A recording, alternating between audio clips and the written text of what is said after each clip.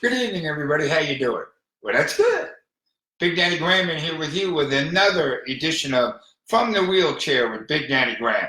First of all, I want to thank my great sponsor, Timmy Fitz's Crest Tavern down there in Wildwood Crest. Don't even think about being anywhere near Wildwood, North Wildwood, Wildwood Crest, Cape May without stopping in at Timmy Fitz's Crest Tavern to get your mouth wrapped around one of those awesome pork sandwiches. And I want to thank Wildfire Radio. I want to thank my man Scott. I never try to figure out how to say his last name. Scott from Life Cycle, really cool band that you have to check out. He helps behind the scenes here tonight. So here we go.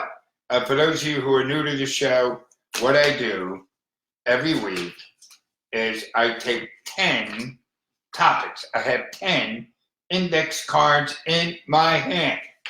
And I go over each 10, and when the 10 are done, the show's done. What do you want? It's for free anyway. Well, more on that later. Got to figure out some way of making money off you bastards. All right. By the way, I'm not going to smile much. Well, let's get to that. Let's get to my health, all right? Because it was an issue, again. I was not on the air last week. I was in the hospital. I ended up getting pneumonia. According to my wife, Wednesday, I almost died.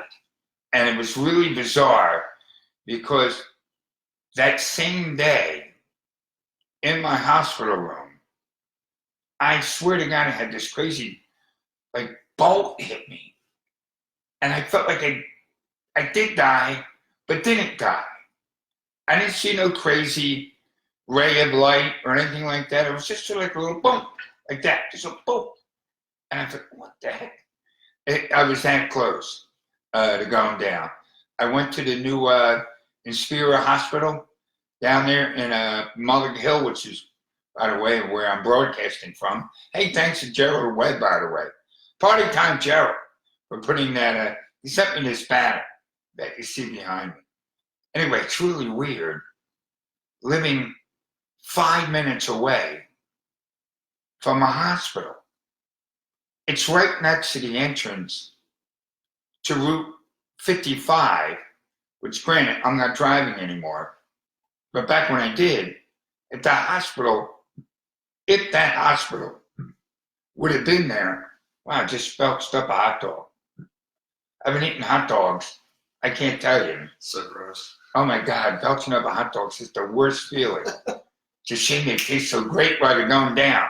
It's not like a ballpark hot dog on a Martin's potato roll. The ultimate. Anyway, let's say I do drive again someday. Or let's say I wasn't in a wheelchair and I was just regular old me.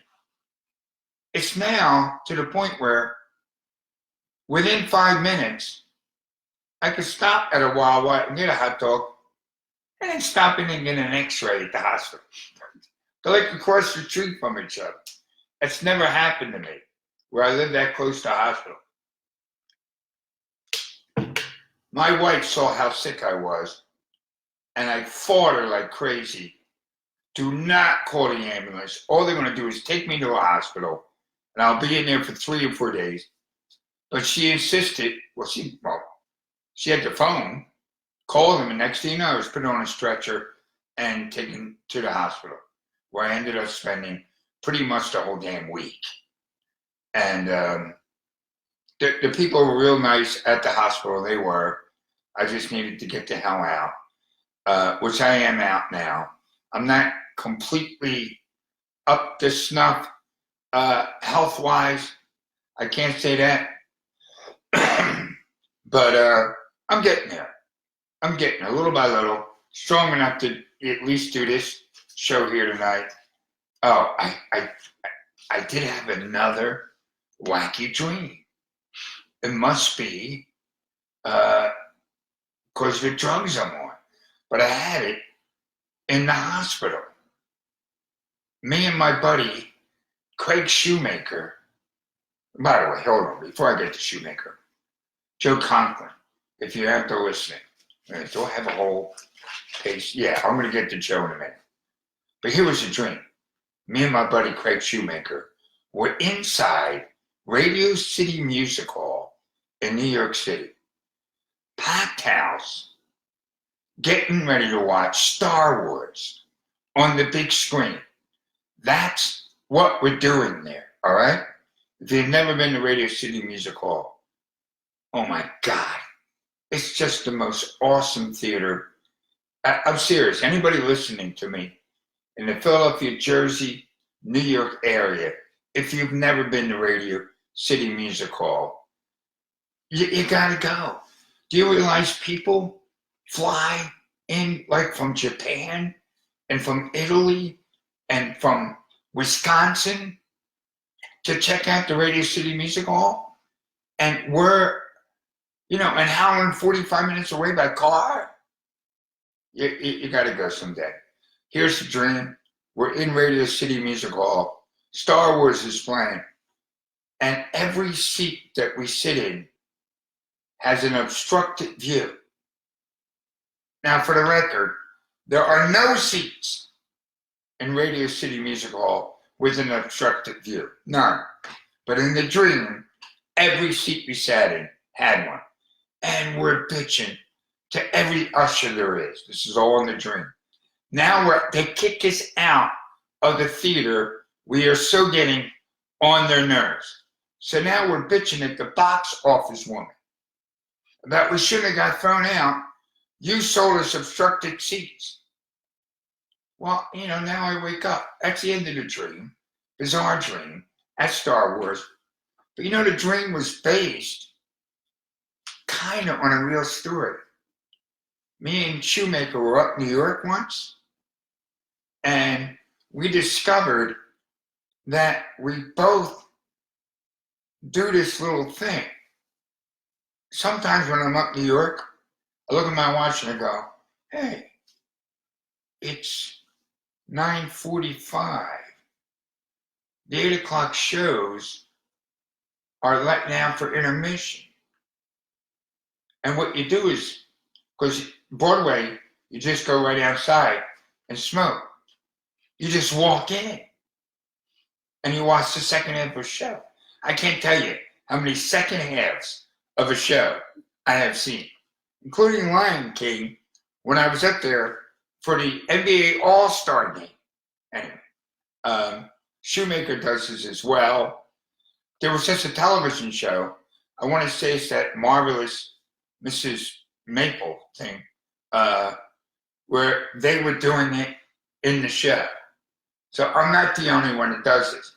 Anyway, me and Shoemaker go into intermission of Music Man, right? The famous all-American musical Music Man, which my daughter had a big role in one time. Anyway, we go in. Remember now, we've snuck in. We're sitting upstairs. The show ends. And at the same exact time, me and Shoemaker look at each other and go, where's 76 trombones? There was no 76 trombones. We didn't pay to begin with. And the second we looked at each other and said it, here it was being used as this giant encore piece. 76 trombone. All right, it's a dumb story, but it's why I had that dream of me and him complaining. All right, my health, it's going to get better. To sum that up. My show is what this index card says. All right, I went on stage and performed Saturday night at the legendary Broadway Theater in Pitney. Sold out house, all 999 seats sold. And we also sell, well, we don't sell, they're free. Friends of ours can sit on the side of the stage. You can't see them, but they sit there. And that was overflowing. Leave it to me. I went 7 months without doing a show. 7 months, which is the longest I've gone without doing a Big Daddy Graham comedy show in 40 years. 35, 37 years, something like that. That's how long I've gone. I never went longer than the 100 days that I had cancer. And even when I had cancer, I was really only off stage at the most 2 months. This was 7 months. So did I ease my way back into it, like maybe doing 10 minutes, at a comedy cabaret, or 10 minutes at Helium, or whatever, slowly getting my feet back under me? No. I decided to do my first show in 7 months in front of 1,000 people. It was really stupid. Now, everybody who was there said I did a great, great show. It was remarkable. Let's face it, it's kind of weird. What show have you ever gone to where a comic or a singer, whatever, gets introduced and they come out in a wheelchair? So it's also new for the audience. The audience hasn't had to do this before. By the way, I got to thank Chris Rich for this opening line, because it did kill. You know what? I always wanted to look like Christopher Reeve, and it killed. It did kill. So thank you, Chris. But I should have never done it the way I did it. I wheeled out, and from the second I wheeled out, I got this motorized wheelchair. From the second I scooted out there, it's a long way to get the mic. Ray Dininger handed me the mic. Love you, Ray. And while I was scooting out there in the wheelchair, I swear to God, I went, what have I gotten myself into? The last time I felt that way was when I sang the national anthem at a Sixer game. I walked down, I was like, oh my God, what am I doing? So I was out there, I got a big laugh at the first joke. And I got a lot of big laughs. I did. I got a lot of big laughs. But I also started many jokes or many premises that went nowhere. I completely lost where I was supposed to go next, verbally.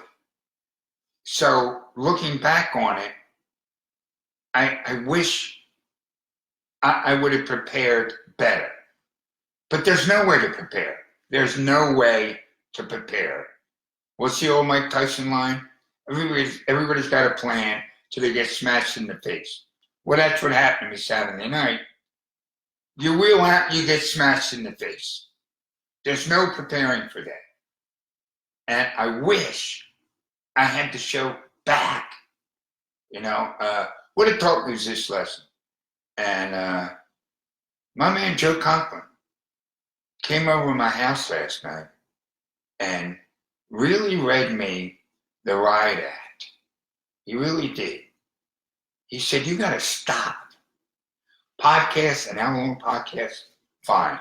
When I go back to 94 WIP and I spoke to my boss today, ease yourself in with a shift. Just don't dive in 5 days a week. And he read me the riot act.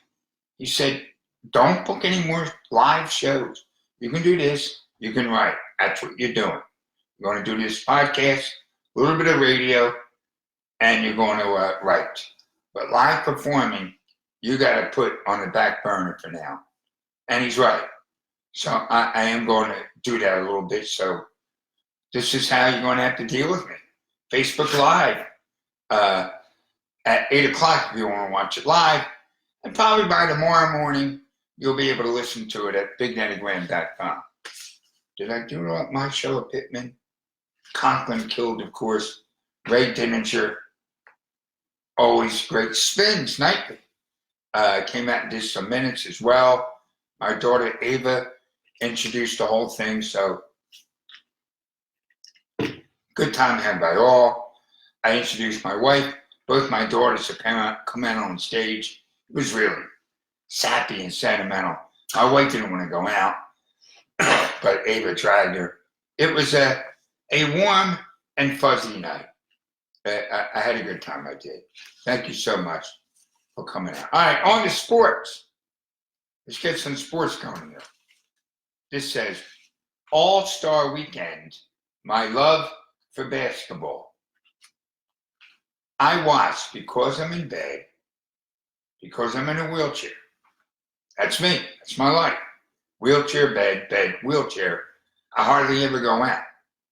I've been out since the 7 months this has happened. I've been out 4 times. I mean, out where you could see me. I sometimes tool around the neighborhood in my wheelchair and kids throw water balloons at me. But as far as being out, like about 4 times. So I watched every single bloody second of All-Star Weekend. The celebrity game, 3-point contest, slam dunk contest, the game itself, and I loved every second of it. Now I get it. People love to constantly tinker with all All-Star games. Baseball, football, doesn't matter. They all do. Here's my take on All-Star games. They only work if you really love that sport. If that's your sport, you almost can't get enough of All-Star Weekend. I've loved the greatest game on earth. I sound like Dennis Hopper from Hoosiers. The greatest game ever invented, which is basketball. I've loved it. I want to say since I was 8, my old man took me down to the convention hall to stand by the tunnel when Wilt Chamberlain came out. That's how far back I go. And I've loved it since then. It's like music. The older I get, the deeper my love for it gets. It doesn't fade. It gets stronger. So when I'm watching the All-Star Weekend, all right, it's cool watching the game. It's cool watching it slam dunk and all that. But what is every bit as cool is the camera showing you Dr. J walking into the house. Bill Russell, who barely can walk now, being helped to his seat. Man, I can't get enough of those legends. I just can't. It's basketball. I can't put my word on it, my finger on it. Everything about it, I just love. And you know what? If I get strong enough, and I get it, those cats playing in those wheelchair basketball games, I've reffed a couple wheelchair basketball games. They're younger. They're way younger than me. But I'm going to give it a shot. I'm going to at least give it a shot at a hoop. As soon as I'm ready for this, I am, because I just love that damn game. I don't even remember who won. Team LeBron wins. Anthony Davis. It's a free throw. Is he on Team LeBron? I don't even remember. And by the way, Giannis. That cat's unreal. He is the Greek freak. He's something else. All right. What do I got here? Money. But something changed about this money segment. And now I don't remember what the heck changed about it. We put that on hold. All right, let's go to, here's a bother. All right, come on. This is a bother. I had somebody come up to me after the show on Saturday night. Get right in my face and go, "You don't know who I am, do you?" It's the worst. Why do people do that? I've never done it to anybody in my life. It's humiliating. Or I should say, It used to be humiliating. Now I just want to punch the dude in the face. Or sometimes it's a woman doing it to you. I don't know why they do this.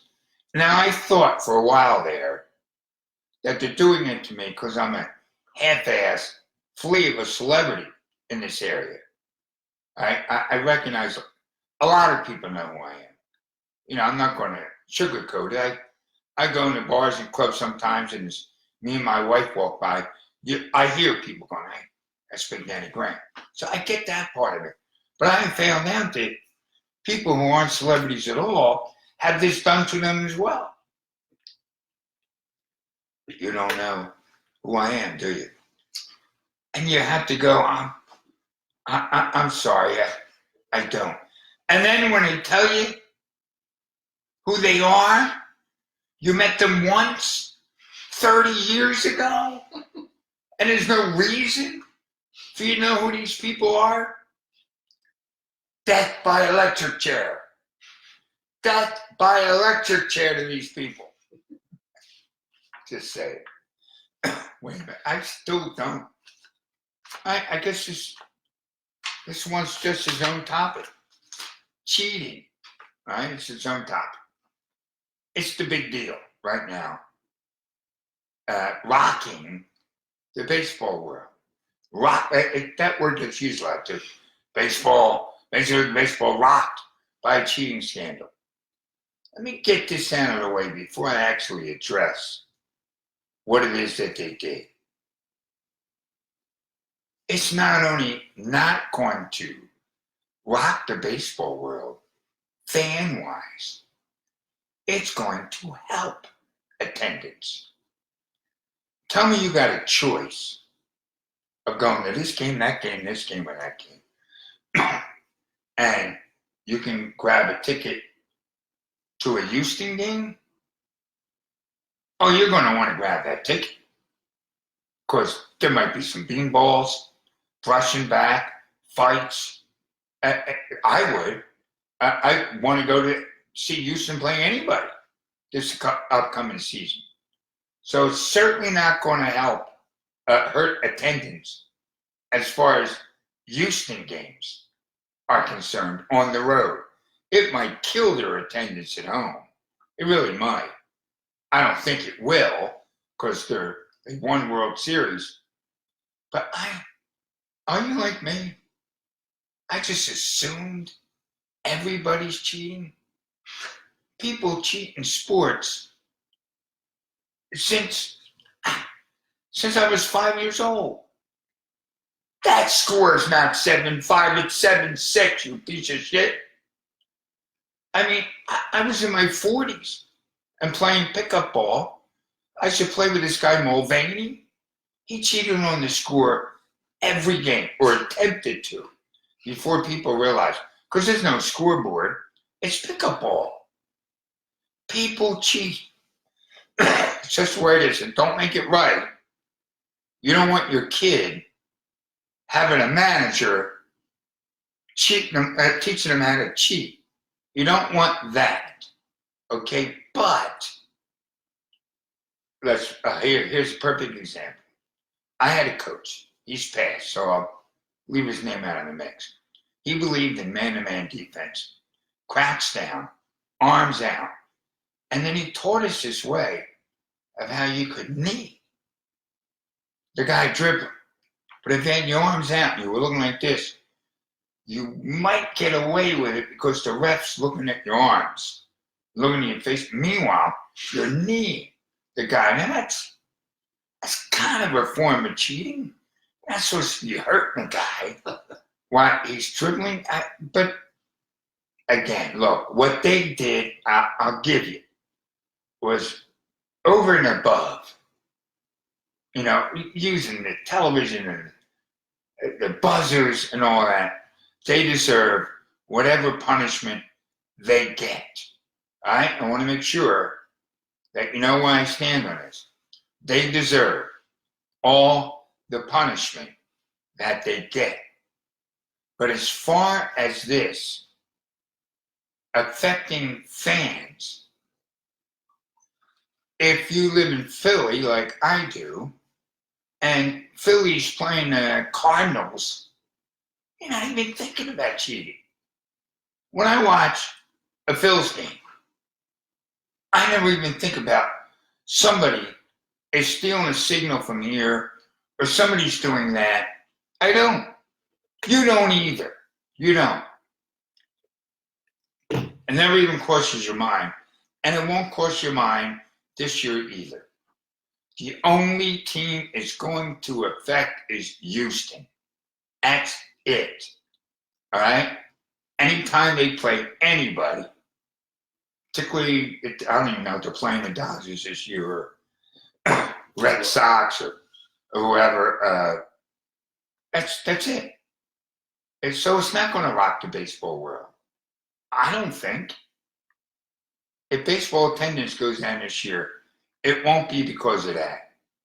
And I really believe that Houston on the road is going to draw a little bit more than they ordinarily would, because people are going to be curious to find out if there's going to be any brawls, any beanballs.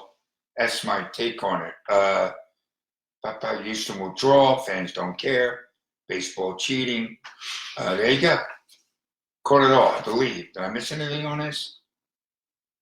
Well, I probably can comment just a little bit more on cheating. You didn't cheat in school? Come on.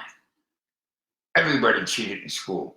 And if you didn't cheat in school, you were the guy being cheated off of. And remember the jerk off in class who wouldn't let you look at his paper? He did this thing with their arm. You're trying to see the answers off their page. I mean, everybody did that. I mean, people cheated in school. People cheat on their taxes. There's always some cheating by a little degree on many things that you do every day. Or the music business wouldn't be in the tank. Every time you download a song without paying for it, you're cheating. You're cheating the musician out of their rightful dough. No, it is. I mean, I'm old enough when I wanted to hear, whatever, Jumpin' Jack Flash again, I had to buy it. Buy it. If I wanted to have a party and play all my favorite songs, there was no creating a set list. I was the guy who showed up with the milk carts of albums at parties. That was me. I was counted on to do that. I even caught a break-in, throwing money in for the K. All right. Sixers. Let's move on to the next index card. Sixers.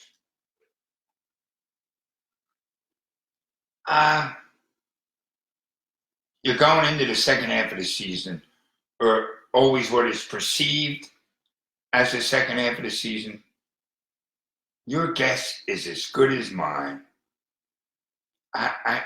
They're a fifth seed as we sit here today. I think that's about where they're going to end up. They could get to the fourth seed, maybe. All right, fourth, fifth, sixth seed is what they're going to be. I no longer expect them to go to the Eastern Conference Finals. They most certainly still can. They're like a real mystery. It's really hard to figure them out. And Simmons is on a tear at the moment. He's playing well. By the way, they both did pretty good in the All-Star game, Simmons and Embiid. Both did rather well. Your guess is as good as mine. And don't forget, Indiana's just got Oladipo back. I think they're going to be much better in the second half. We'll see. We'll see. Brett Brown, you know me, I'm not the fan I was hoping he was going to be let go at the All-Star break, but he wasn't. So he's going to be their coach for the rest of the year now. And I don't think he's got it in him to make a run here. I don't. Which leads to this point. Jay Wright. Now there's talk that the Knicks want to interview Jay Wright. We already know the Sixers have reached out to Jay Wright. Jay.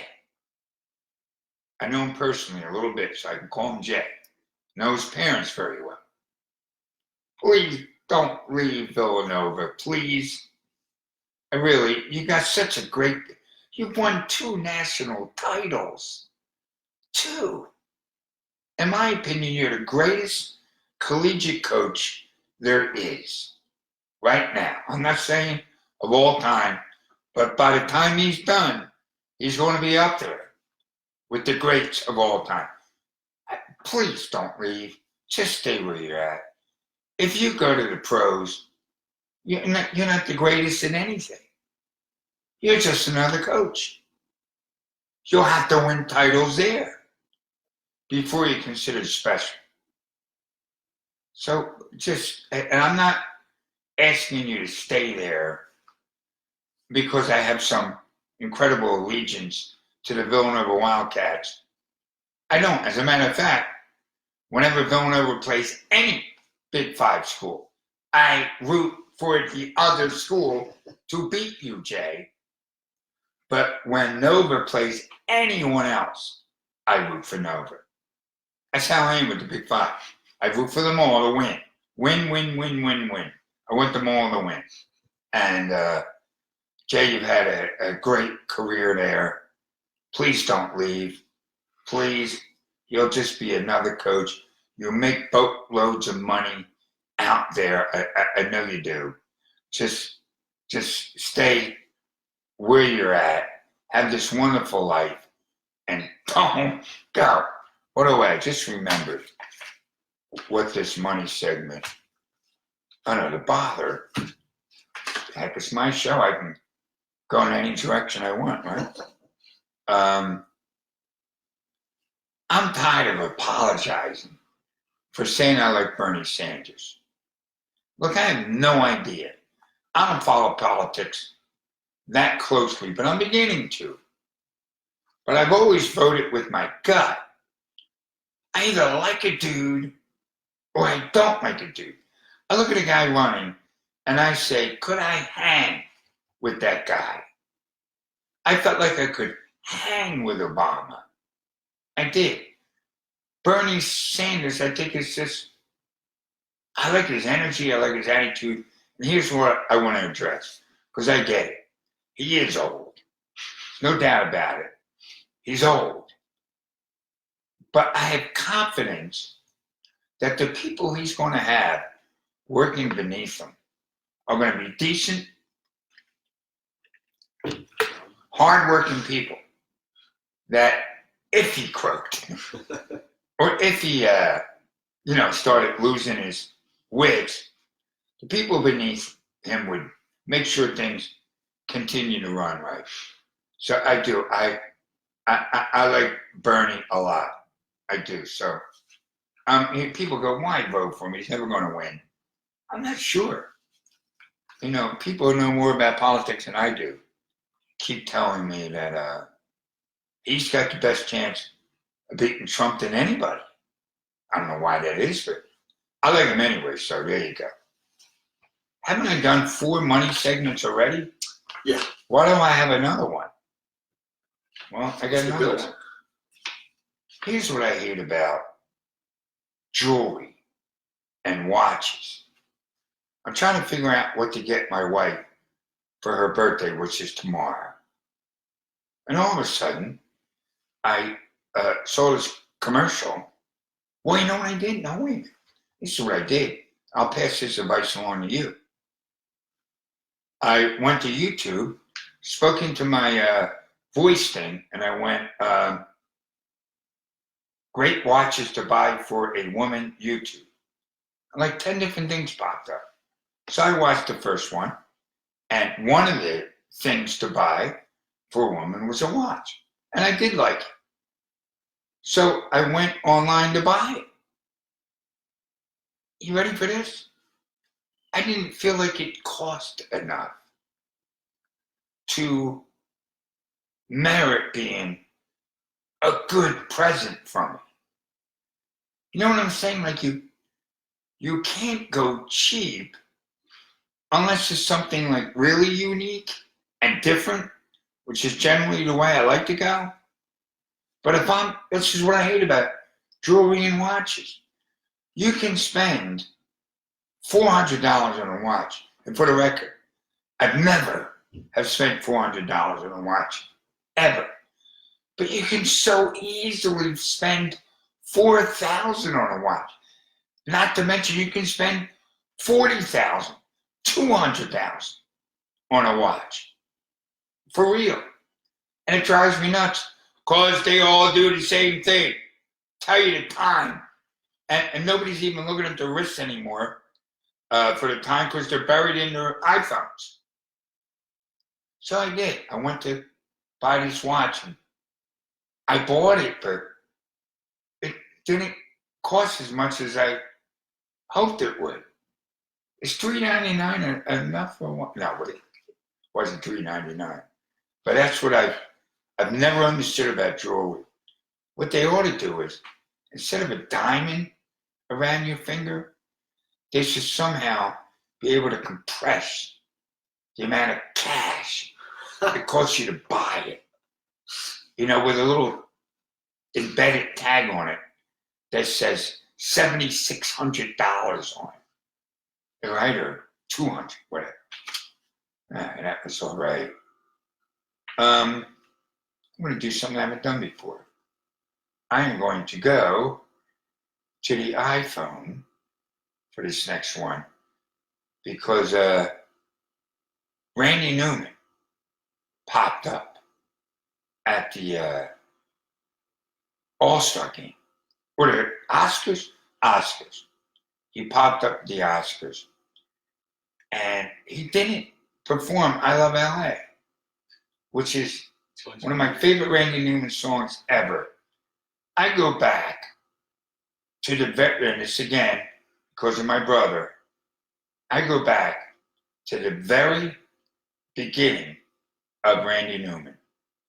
Album number 1, which is a brilliant, brilliant record. And I'm going to share my love affair with him for you right now. Who is Randy Newman? Let's talk about that first. He's this oddball, curly hair. He would tell you not attractive, big, glasses. Although he didn't have them when he started. Dude out in LA. His uncles, Emil, forget his other uncle's name. It might be Adolf. But his uncles are major soundtrack guys. I was watching this old black and white movie the other day, and soundtrack by, forgetting his name now, Newman, his uncle.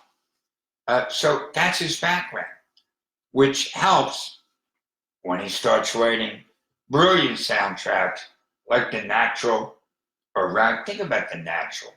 Is that like some of the greatest music ever? It's like iconic. Well, that's Randy Newman.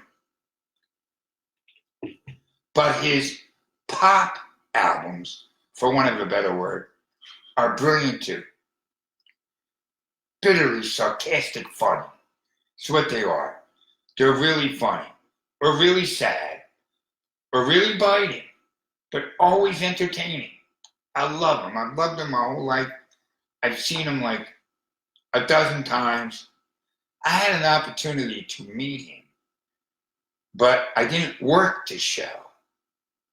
I don't mind meeting people that I'm opening for. I'm weird with like being shuffled backstage to meet somebody. I just feel like a stupid Yahoo or something. And as And his stuff is so terrific that I'm always afraid I'm not going to live up to meeting him. You know, and he's probably just like this nice guy to meet. He's got Scott, who's in the recording business and is here with me tonight. This is one of my favorite Randy Newman stories. There was a documentary on Brian Wilson, and Randy Newman talks about when Good Vibrations came out. Now, Good Vibrations now, it's like part of the atmosphere. It's like your kitchen table. It's like your little boy Ricky. It's, you know what I mean? It's like part of the earth. The song Good Vibrations. It's more than just a song. But it started as just a song that gets played on the radio. Back in the days when that's how songs break. And the first time that Randy Newman and buddies of his who ended up in the business, like Ted Templeman, guys like that, Lenny Waronker, the first time they heard it, it just blew their minds. But then they found out that supposedly it took 6 months to record in a dozen different studios and cost $200,000. And when they found that out, they went, well, give me $200,000. I could come up with a song like Good Vibrations, which you couldn't, you know, and they know they couldn't. It's just that great of a song. That's Randy Newman's story about Good Vibrations. Start off with this record, Sail Away. Every cut on Sail Away is just mind-blowing. I'm not sure if any of them are over 3 minutes long. 1972. 1972 is Sail Away. I was going to pull up this entire discography. You want it? What do you want to shout about to me? Yeah, you want it? Here's my phone. All right. The first one, 12 songs. Don't tell me what they are. Let's see how good I do. This first one is it's just Randy Newman. All right, and that's got, I think it's going to rain today on it, and many David the Fat Boy, just a terrific amount of good music on it. I think his second record, for some bizarre reason, is a live record called 12 Songs. It's got a black and white photo of a rocking chair on the cover. And it's got great stuff on there like Tickle Me.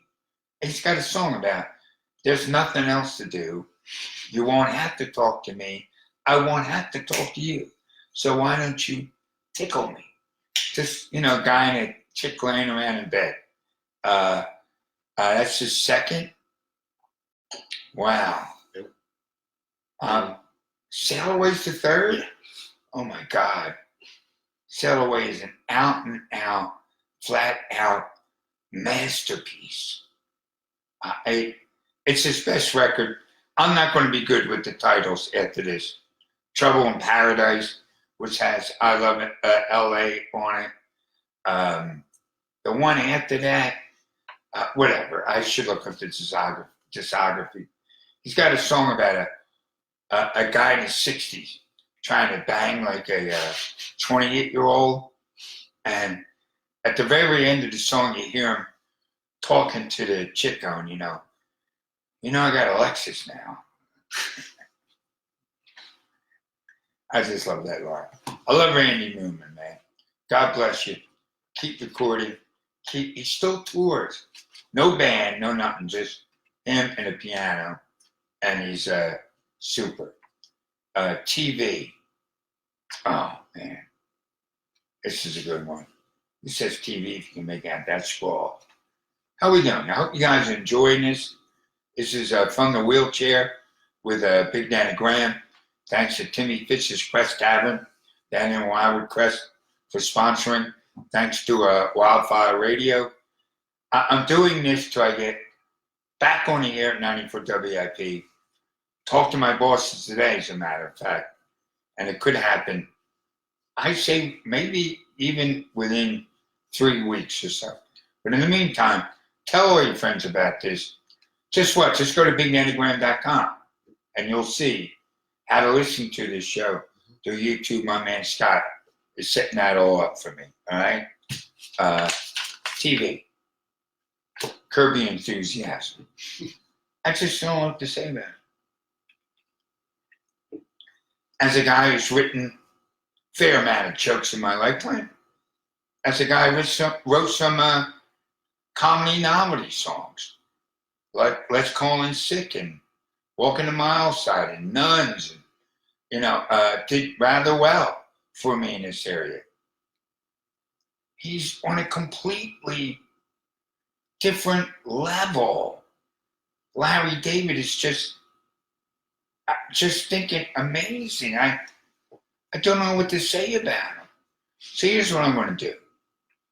I'm going to give you something fun to do. Because you already know that the show Curb Your Enthusiasm is fantastic, right? You know that. You know Seinfeld, which he created, is unbelievably great. Do this. Go to Larry David Speeches YouTube. Just say it right into your thing. Larry David Speeches YouTube.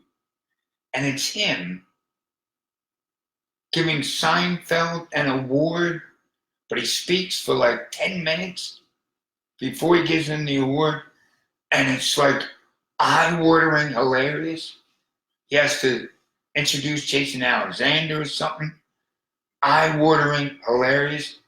And then he receives awards. And his speeches, when he receives them, are awesome.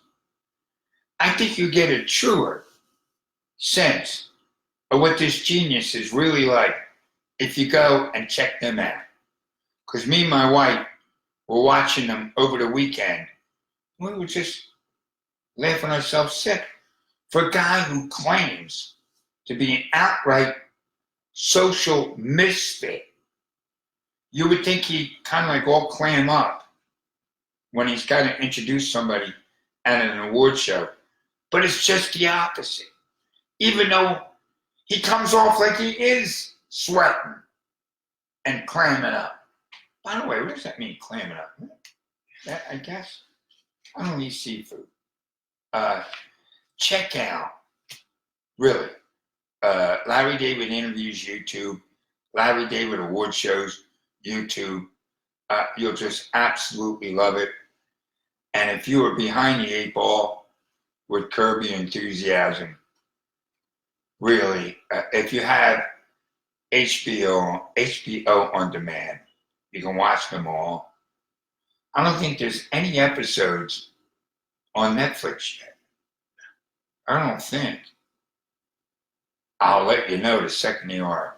I might even have talked about Larry last week.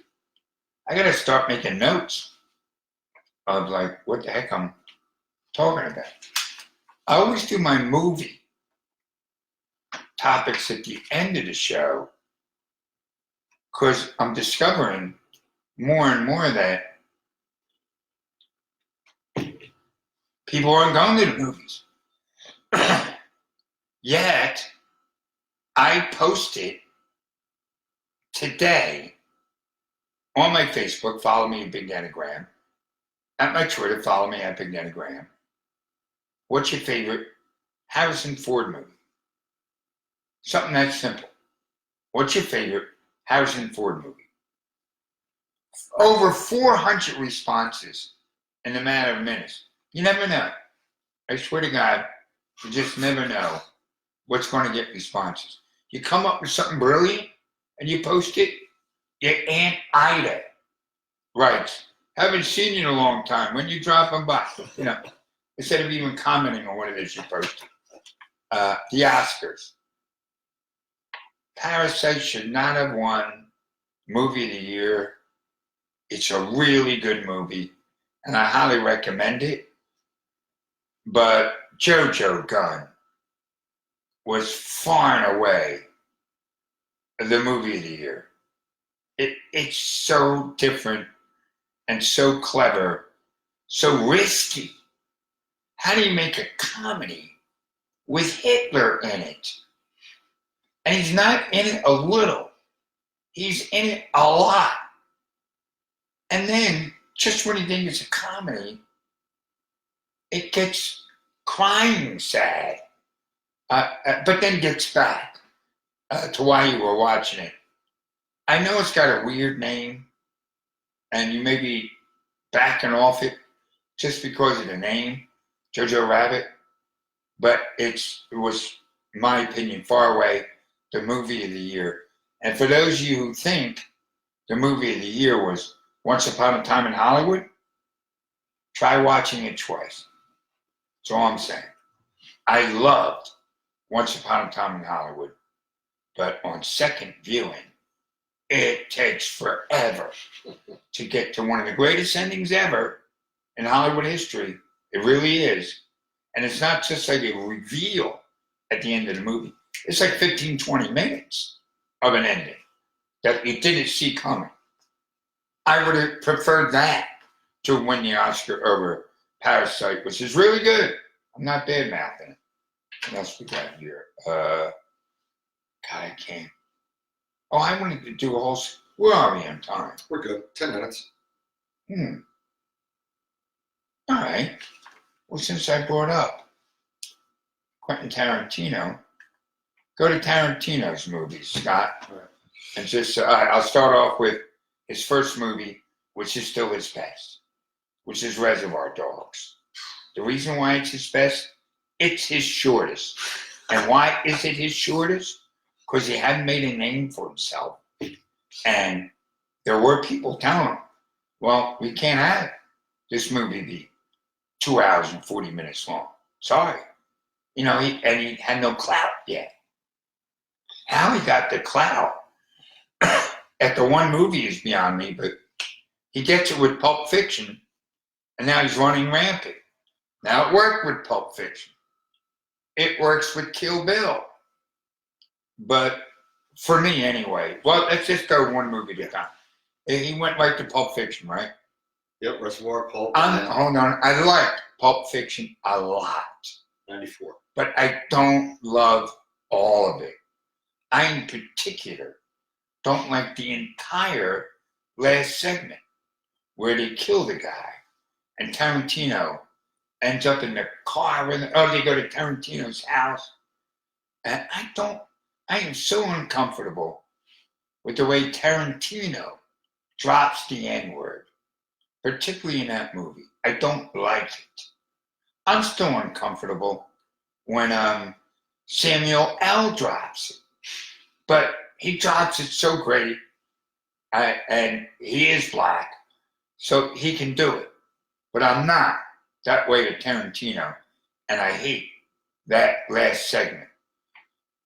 Travolta and Samuel, though, are so phenomenal in that movie. Isn't it weird they never made another movie, did they?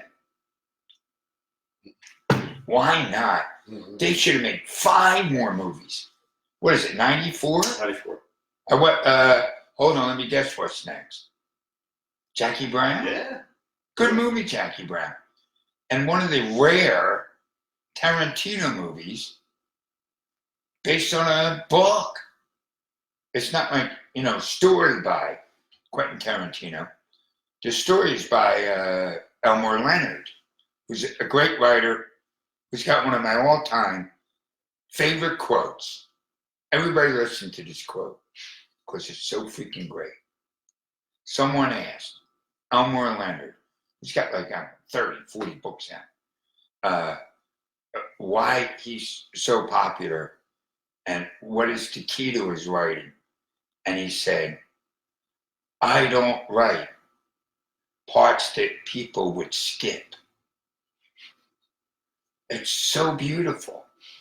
I don't care if you're writing a song, a letter, an email. Take a look at it and go, well, that sentence is totally unnecessary. Except he does that with a book, a whole book. I love that line. That's his third movie. 97. Jackie Brown. This is where I'm going to get shaky with, is Kill Bill next? Mm-hmm. Wow, this is a really good start for Tarantino. Because I love Kill Bill. I saw Kill Bill at a screening by myself, with people in the audience, but my wife or daughters weren't with me. And then I knew my wife would love this movie because all the action's supplied by women, right? My wife came out of this movie karate chopping, kicking, she went nuts over this movie. It's so stinking great. I don't know if I can find a flaw in Kill Bill Volume 1. What's next? That's the next movie released? Back to back here. Kill Bill Volume 2, unfortunately, I can't say the same thing for. The Daryl Hannah is great. Every second she's on the screen. And the fight between her and Uma Thurman in the trailer, where it rips out her eye, is great. Uma Thurman getting out of that, being buried and getting out is great, but there's just long segments. How about the ending where her and David Carradine have this long conversation about nothing? The movie's it's not great. It's just not great. There's a movie that I'm saving that I don't like at all. At least there's a couple parts of Kill Bill Volume 2 that are entertaining. Is Inglourious Basterds next? No. What's next? Grindhouse and Death Proof, that double feature. Death Proof. That's the one Tarantino directs. Wow, what a career this guy's had. I love Death Proof with Kurt Russell. If you've never seen it, again, there's a whole lot of dialogue that when you watch it the second time, you kind of want to rip out, but every second that Kurt Russell is on the screen is fantastic. It really is. If you've never seen Death Proof, and there's a good chance you didn't, all right? You got to seek it out. Not easy to find. This is when Tarantino has to fight a little bit now to get his career in motion again, because Kill Bill Volume 2 tanked, Death Proof tanked. What's next? Glorious. Here comes the big comeback. Because he takes his time making movies. Mm-hmm. You don't just churn them out.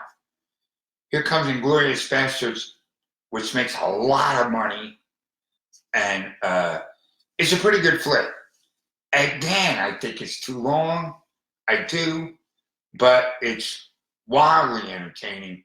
The opening between Christopher Weitz and the I forget the name of the actress who plays the Jewish woman that he's going to be hunting down is so great. Yeah, it's a good idea for a flick. The Django's next, right? Mm-hmm. Again, good flick, very entertaining. Jamie Foxx, awesome. Again, a little bit too long, just a little bit. Always want to chop, or maybe not chop entire scenes, but if a scene's 10 minutes, make it 8. And if you do that to 3 or 4 scenes, you've now trimmed 10 minutes. No movie should be longer than 2.5 hours. And most of his flicks are. And they shouldn't be. However, I always remembered Highest grossing. I had a producer by the name of, I think Adam Regner said this to me. By the way, hello to Mike Angelina. He said, what do you care how long a movie is? He's giving you more bang for your buck. A 2-hour and 40-minute movie costs the same as a 90-minute movie. He's right, it does. But I look at it as perfection. And Reservoir Dogs, to me, is perfect. Absolutely perfect. And no, I don't think it's a mistake. It's the shortest movie ever. The Django, which I liked, I don't put it up there with Pulp or Kill Bill Volume 1 or Reservoir Dogs. I can't put it there along with them, but it is pretty entertaining. It's Hateful 8 next. That's bad. And I was so psyched for Hateful Eight because word broke that one of my favorite film composers ever, Ennio Morricone, was going to be doing the soundtrack, which he does. It's an okay soundtrack for a really bad movie. Ennio Morricone, Once Upon a Time in the West, Good, Bad, and the Ugly, The Untouchables, The Mission. He's brilliant, but that movie was just a drag. And now, just like that, he's pretty, what's the David Lee Roth line? Me and Scott were talking about David Lee Roth. I didn't do this on the air, did I? No. We were talking about David Lee Roth. He's got one of my favorite sayings about show business ever. You know, show business, here today, gone later today. Well, just like that, he's got Inglourious Basterds and Django, which makes all this money. Hateful Eight tanks, and now he's back to tank.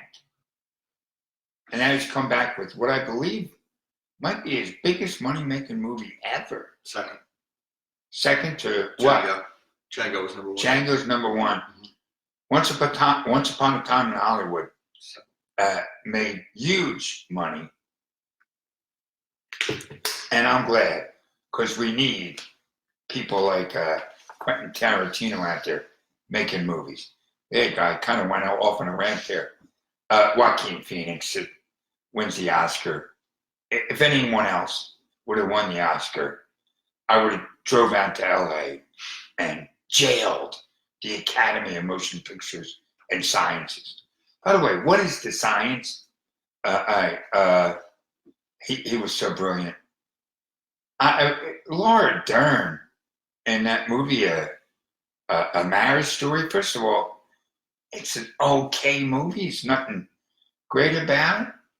And I was deprived of seeing Scarlett Johansson jiggle her way up, to the podium, because she was up for it as well. So I would have preferred to see Scarlett win. Renee Zellweger. Joan Rivers was once on Johnny Carson, and they pulled off one of the greatest two-person joke thing I ever saw anybody pull off. Johnny Carson, Joan Rivers is in the chair, Carson's behind the desk, and Carson goes to Joan Rivers. Well, you know what, Joan? You're a big star now.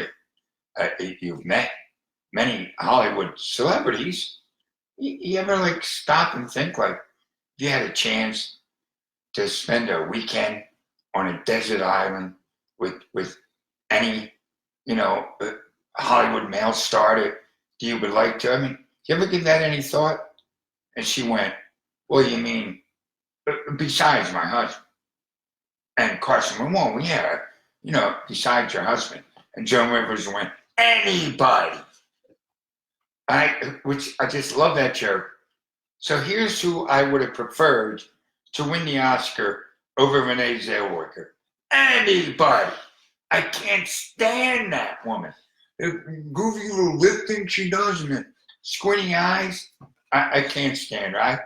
I have no idea who I would have wanted it to win, but anybody. By the way, I cannot say her last name, but I am a movie soundtrack guy. And a woman by the name of, she's from Norway, Hilde Gutierrez. That's the best I can do with her last name. Hilde Gutierrez won the Oscar for Best Soundtrack for Joker. And it's this really odd soundtrack. It's brilliant. I couldn't even believe it got nominated. And it won. I was like, I couldn't believe it. So there you go. There's my thoughts on the Oscars. And there it is. All 10 index cards. That's how this show works. Please tell your friends about it. My man Scott has a way now where you can subscribe. Yep, YouTube. That's what subscribe to this show. on YouTube. You got it. If you go to BigDaddyGraham.com, it'll show you exactly how to do all this. Will it? Yep. It will. Okay. I want to get as many viewers and listeners as possible. Thanks to Wildfire Radio. Most importantly, thanks to my man Timmy Fitz's Crest Tavern, first sponsor to come on board here with From the WheelChair with Big Daddy Graham. Talk to you all next week. See ya.